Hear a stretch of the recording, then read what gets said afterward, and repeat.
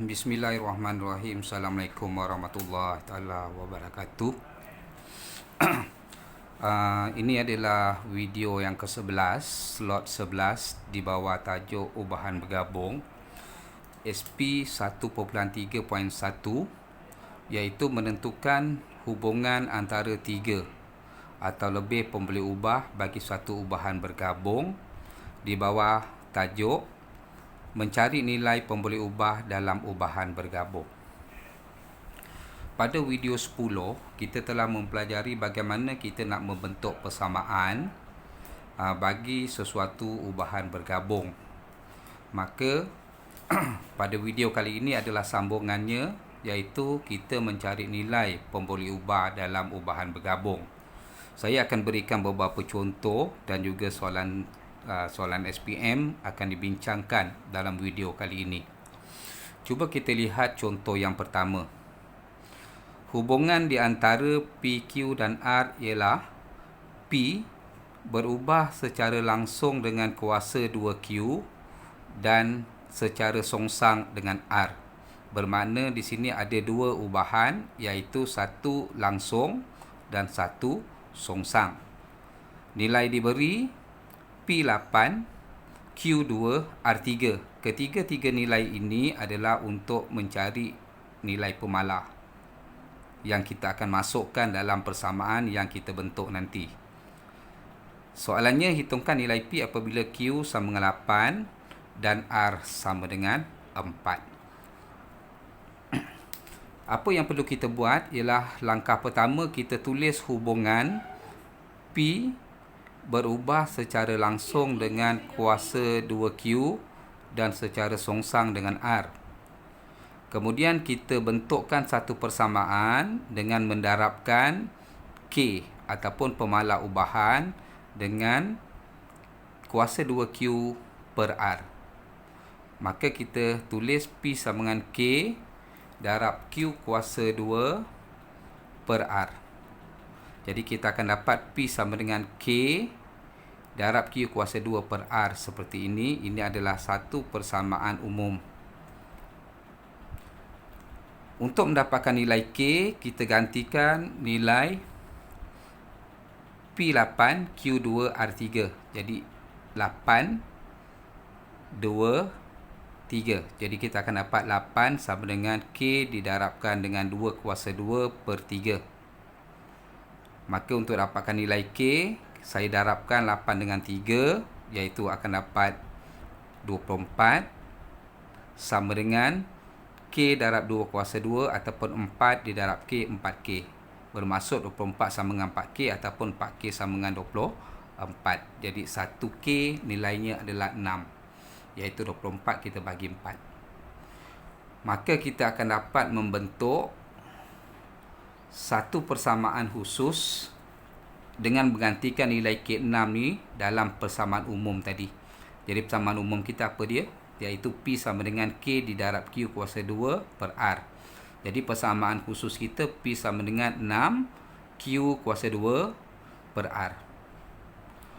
Okey, kemudian baru kita jawab soalan hitung nilai P apabila Q6 R4. Jadi kita gunakan kaedah gantian. Nilai P adalah nilai yang kita nak kira. Kita gantikan Q ni dengan 6, makna 6 kuasa 2. Kita ganti R sama dengan 4. Jadi kita akan dapat P sama dengan 6 didarab 6 kuasa 2 per 4. Jadi P sama dengan 54. Kita rujuk kepada contoh yang kedua, iaitu soalannya adalah jadual menunjukkan sebilangan nilai bagi pembeli ubah W, X dan Y yang memuaskan hubungan W berubah secara langsung dengan X dan secara songsang dengan punca kuasa 2Y. Dalam jadual, nilai yang diberi adalah W2 apabila X8 dan Y7. Maka nilai Y4 apabila nilai W2 S8 Y4 ini kita akan gunakan untuk mendapatkan nilai K. Soalannya hitung nilai N. Jadi apa yang perlu kita buat? Langkah pertama seperti tadi, kita menulis dalam bentuk hubungan W berubah secara langsung dengan X dan secara songsang dengan punca kuasa 2Y. Kemudian kita tulis dalam bentuk persamaan, iaitu W sama dengan pemalar K didarabkan dengan X per Y punca kuasa 2. Jadi kita akan dapat satu persamaan umum dia, iaitu W sama dengan K darab X per punca kuasa 2Y. Jadi untuk mendapatkan nilai K, kita akan gantikan nilai W, nilai X dan nilai Y yang diberi dalam jadual, iaitu nilai W2, X8, Y4. Jadi 2 sama dengan K didarab 8 per 4 punca kuasa 2. Jadi seperti ini.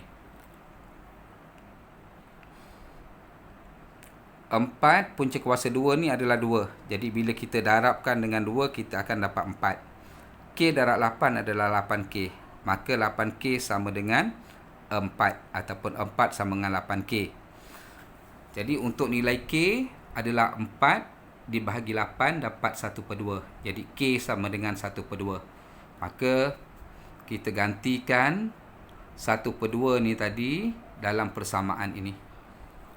Jadi kita akan dapat W sama dengan 1 per 2X per punca kuasa 2Y. Kemudian untuk dapatkan nilai N, kita ambil semula persamaan tadi. Persamaan W sama dengan 1 per 2X per punca kuasa 2Y. Kita tulis semula. Dan kita gantikan nilai W 3. Nilai X 18. Dan nilai Y adalah N. Jadi kita akan dapat 3 sama dengan 1 per 2 darab 18 per N punca kuasa 2. Jadi 3 sama dengan 1 per 2 darabkan dengan 18. 18 kita akan dapat 9 punca kuasa N.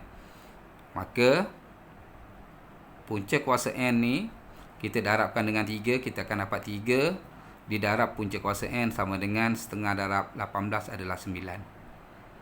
Maka untuk dapatkan punca kuasa N, kita pindahkan 3, kita bahagikan dengan 9. Sebab di sini darab kan. Jadi 9 bagi 3 dapat 3. Jadi N sama dengan 3 kuasa 2. Punca pindah jadi kuasa. Jadi N sama dengan 9.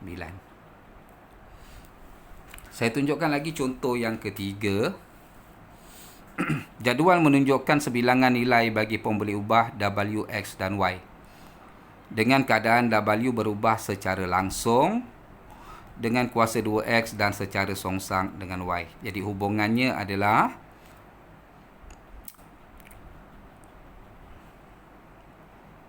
W berubah secara langsung dengan kuasa 2X dan secara songsang dengan Y. Jadi nak senang, sini kita darabkan dengan K untuk bentuk persamaan. Jadi kita akan dapat W sama dengan K didarab X kuasa 2 per Y. Untuk dapatkan nilai K ataupun nilai pemalar, kita kena gantikan W 40, X 4, Y 2. Jadi 40 sama dengan K didarabkan dengan X adalah 4. Jadi 4 kuasa 2 perkan dengan Y adalah 2. Jadi kita akan dapat 40 sama dengan 16K per 2. Okay, kita boleh darabkan ataupun kita boleh matikanlah 2 dengan 16. Jadi 40 sama dengan, kalau saya matikan, makna 2 darab 1. Sini adalah 8. 8K. Ataupun 8K sama dengan 40. Maka K sama dengan 40 bagi 8, kita akan dapat 5. Dan nilai K ni tadi kita akan masukkan dalam persamaan W sama dengan K X kuasa 2 per Y. Jadi saya akan dapat persamaannya W sama dengan 5X kuasa 2 per Y. Ataupun 5 darab X kuasa 2 per Y. Okey, seterusnya saya nak kira nilai M. Nilai M adalah nilai untuk W. Jadi saya ambil semula W sama dengan 5 X kuasa 2 per Y. Jadi W ni saya gantikan dengan M sama dengan 5. Nilai X kita adalah 6. Maknanya 6 kuasa 2. Kita bahagikan dengan Y adalah 4. Jadi M sama dengan 5 darab 6 kuasa 2 adalah 36. Kita bagi dengan 4. Jadi gunakan mesin kira. 5 darab 36 akan menghasilkan 180. Kita bahagikan dengan 4. Kita akan dapat ialah 45. Jadi nilai M 45. Okay, kita rujuk kepada contoh yang seterusnya. Okay, saya bagi lagi contoh. Dan contoh ini adalah contoh SPM 2019, iaitu dia keluar dalam bentuk ayat. Jarak S yang dilalui oleh sebuah motosikal berubah secara langsung dengan kuasa 2 lajunya V dan secara songsang dengan pecutan A. Jadi kita boleh tulis hubungannya adalah S berubah secara langsung dengan kuasa 2 lajunya V, jadi V kuasa 2, dan secara songsang dengan pecutan. Jadi kita akan dapat seperti ini. Okey, maka V kuasa 2 ni kita darabkan dengan K lah untuk bentukkan persamaan. Jadi S sama dengan K didarab V kuasa 2 perkan dengan A. Okey, untuk dapatkan nilai K, kita akan gantikan nilai S, nilai A dan nilai V yang diberi. Diberi bahawa S 1000. Jadi S 1000. V ialah 20. Jadi K 20 dikuasa 2 per A ialah 0.2. 0.2. Jadi kat sini 1000 sama dengan 20 kuasa 2. Kita akan dapat 400 didarab K. Jadi 400K per dengan 0.2. Jadi 400 ni kita boleh bahagikan dengan 0.2. Jadi 400 tadi yang ada kita bagi 0.2. Jadi kita akan dapat 2000. Jadi 1000 sama dengan 2000K. Ataupun 2000K sama dengan 1000. Jadi K sama dengan 1000, kita bagi 2000 dapat 1 per 2 ataupun 0.5. Jadi persamaan yang kita akan bentuk ialah kita gantikan nilai K ini tadi.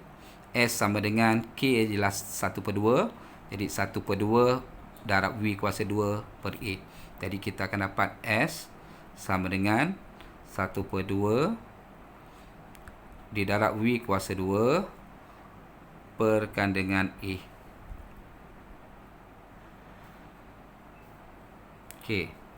Hitungkan nilai A apabila S 1500, V 25. Jadi kita bentukkan persamaan ataupun ambil semula persamaan tadi, kita tulis semula. S sama dengan 1 per 2 didarab V kuasa 2 perkan dengan A. Dia nak cari nilai A, nilai yang bawah ni. S 1500, 1500 sama dengan 1 per 2. Kita darabkan dengan V 25, makna 25 kuasa 2. Kita bahagikan dengan A. Nilai A, nilai yang kita nak cari. Jadi kat sini, pelajar, A ni kita darabkan 1500. Kita akan dapat 1500A sama dengan setengah 1 per 2.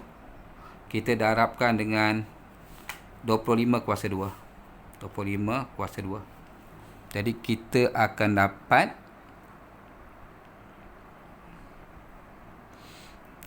312.5. Maka nilai A sama dengan 312.5. Kita bagikan dengan 1500.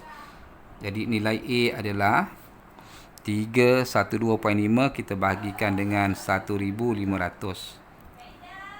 Maka saya akan dapat 5 per 20. 4. Jadi kita boleh tulis kat sini 5/24, atau kita boleh tulis juga dalam bentuk pecahan, iaitu 0.208 ataupun 0.21. Saya nak bincangkan SPMU ulangan 2018, iaitu isi padu bagi suatu batang balak V berubah secara langsung dengan panjang batang balak.